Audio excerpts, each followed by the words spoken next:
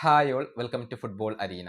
സമീപകാലത്ത് ബ്രസീലിന്റെ ദേശീയ ടീം ഏറ്റവും കൂടുതൽ പ്രശ്നം അനുഭവിക്കുന്ന മേഖല അത് നമ്പർ 9 സ്ട്രൈക്കറുടെ കാര്യത്തിൽ തന്നെയാണ്.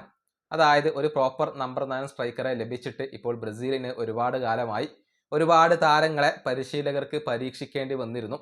പക്ഷെ സ്ഥിരമായി കൊണ്ട് ഒരു നമ്പർ 9 സ്ട്രൈക്കറെ ബ്രസീലിന് ലഭിച്ചിട്ടില്ല എന്നുള്ളതാണ് വസ്തുത. അത് കാർലോ ആഞ്ചലോട്ടിക്ക് പരിഹരിക്കേണ്ടതുണ്ട്. വേൾഡ് കപ്പിൽ ഒരു നല്ല നമ്പർ 9 സ്ട്രൈക്കറെ അവർക്ക് കണ്ടെത്തേണ്ടതുണ്ട് എന്നുള്ളതാണ്. ആരായിരിക്കും ബ്രസീലിന്റെ നമ്പർ 9? അതുമായി ബന്ധപ്പെട്ടുകൊണ്ടുള്ള ചർച്ചകൾ ഇപ്പോൾ മുറുകുകയാണ്. നിലവിൽ ഏറ്റവും മികച്ച ഫോമിൽ കളിക്കുന്ന നമ്പർ 9 സ്ട്രൈക്കർമാരുടെ പട്ടിക നമുക്കൊന്ന് പരിശോധിക്കാം.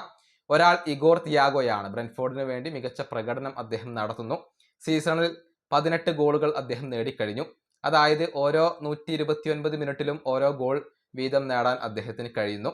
അതുപോലെ തന്നെ ചെൽസിക്ക് വേണ്ടി കളിക്കുന്ന ജാവോ പെഡ്രോ ഇപ്പോൾ മികച്ച രൂപത്തിൽ കളിക്കുന്നുണ്ട്.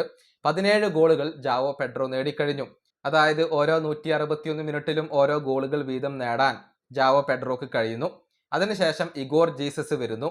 12 ഗോളുകൾ അദ്ദേഹം നേടി എന്ന് പറയുമ്പോൾ ഓരോ 165 മിനിറ്റിലും ഓരോ ഗോളുകൾ വീതം നേടുന്നു. റിച്ചാർലിസൺ 8 ഗോളുകൾ, 240 മിനിറ്റിനിടയിൽ ഓരോ ഗോളുകൾ. മാത്യൂസ് കുഞ്ഞ 6 ഗോളുകളാണ് നേടിയിട്ടുള്ളത്.